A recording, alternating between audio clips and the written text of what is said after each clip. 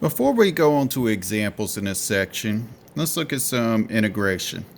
Let's suppose I have the integral of 2x dx. So I could pull the 2 out and I could say that's the integral of x dx. Now I have 2 times, that's x squared over 2 plus c. Remember, you need your plus c because you do not have limits of integration. Alright, so that gives me x squared plus c. Now what is this part right here? That's a parabola. So if I draw a picture of that, that could be this, could be this, could be this, could be this, right? Because of that plus c. If c were 0, then it would be this picture. If c were like, say, 2, it might look something like this. If c were 3, maybe my function would look like that. If c were negative 2, my function would probably look like that. But notice whenever you do not have limits of integration, when you have indefinite integrals, you have that constant that you have, that arbitrary constant, and that produces what we call a whole family of functions. Okay? Could be this one, could be that one, could be that one, or whatever, okay? All right, let's think about that. Let's keep that in the back of our head. Now, let's look at our first example from 5.7. It says a particle moves along an s-axis. In other words, that's just saying it's in rectilinear motion, moving back and forth. For each part, find the position function of the particle. They're giving me a velocity function, and they're giving me some conditions right here, okay? We're going to deal with that in just a minute. But how do I find a position function if I'm given velocity? Remember, we just said position is the antiderivative of velocity, or the integral of velocity, I could say. All right, so that's the integral of velocity function is t to the 2/3, and put your dt there. All right, let's take an antiderivative here. So what do? Add 1 to the exponent. So that's t to the 5/3 divided by 5/3, or I could say times 3/5, plus my arbitrary constant c. Now, this is a whole family of functions like we just talked about earlier. However, with these conditions right here, I could use that to find this value of c. For example, what is this? This is really equal to what? S of t. So I could say S of t is equal to 3/5 t to the 5/3 plus c. Now, what this says is when you input 1, you get an output of 0. So let's go to our position function. When we input 1, we get 3/5 times 1 to the 5/3 plus c. And what that's going to output, what that's going to give me is a 0. So what happens here? You have an equation on this part right here that you could solve for c. Let's do so. So that's 3/5 plus c is equal to 0, or c is equal to negative 3/5. So what do I have here?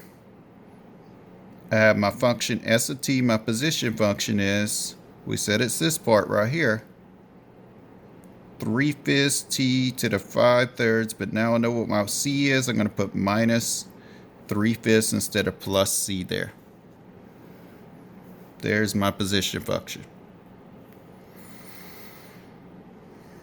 All right, and let's look at part B. Same directions here, but part B. Part B is going to say, let's suppose we have an acceleration function. A of t is equal to square root of t. Then we have some more conditions. V of 4 is equal to negative 2, and S of 4 is equal to 25. According to my original directions, find a position function. So if I'm given acceleration, if I integrate it once, I find velocity. Then if I integrate that velocity, I get position. So basically, I'm going to need to integrate twice here. So my velocity function is going to be the integral of my acceleration function, which is the integral of my acceleration function is square root of t here, dt. Now, how do we like to integrate this? We like to write it instead of square root of t as t to the 1/2 exponent. Now, let's go ahead and take an antiderivative there. Let me switch pages here. Let's take an antiderivative here. So let's see. What do? Add 1 to the half. So that's t to the 3/2. And then I multiply by the reciprocal of that, 2/3 plus c. So what is this right now? This is my velocity function. My velocity function is this.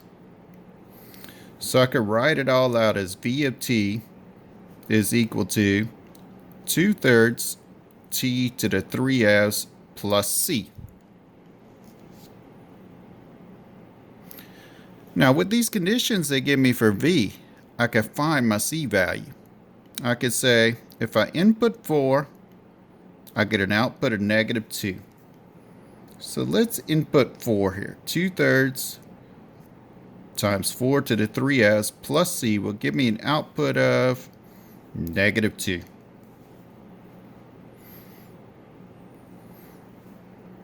Well, that's 2/3. Now, what is this? This is really the square root of 4 cubed here.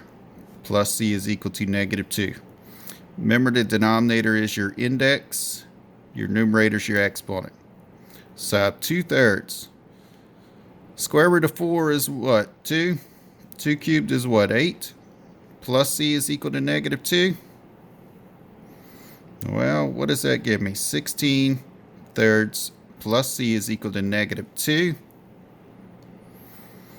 Add 16/3 to both sides, and -2. I'm sorry, subtract it from both sides. Minus 16/3. Well, you could take a calculator and do that, but I guess if you don't have one in arm's reach or whatever, you could say, okay, well, that's -6/3 minus 16/3. So that's negative what? 22/3? -22/3. So what does that mean? That means that v of t is this function right here, but instead of c, we're going to sub in this value. So we have 2/3 t to the 3/2 minus 22/3. Now what are we trying to do? We're still trying to find the position function. So I still need to find s of t. What will s of t be?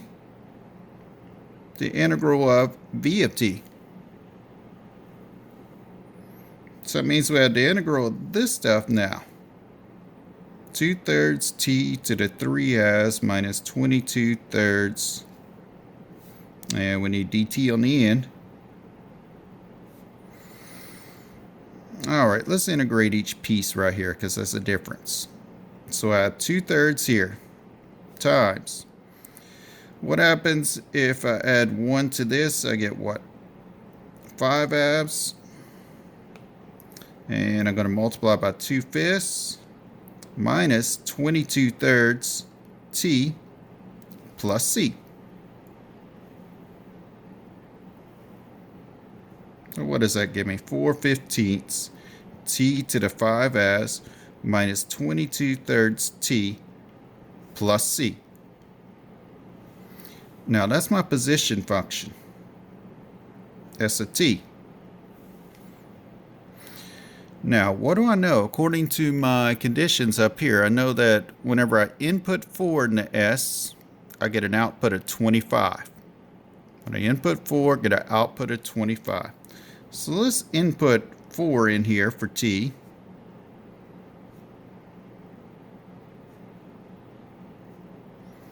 And let's say that's equal to, or that gives me an output of 25. All right, let's calculate. So we have 4/15. Isn't this really the square root of 4 to the 5th? What's the square root of 4? 2? What's 2 to the 5th? 32? Minus, what's this? 88 thirds plus c is equal to 25?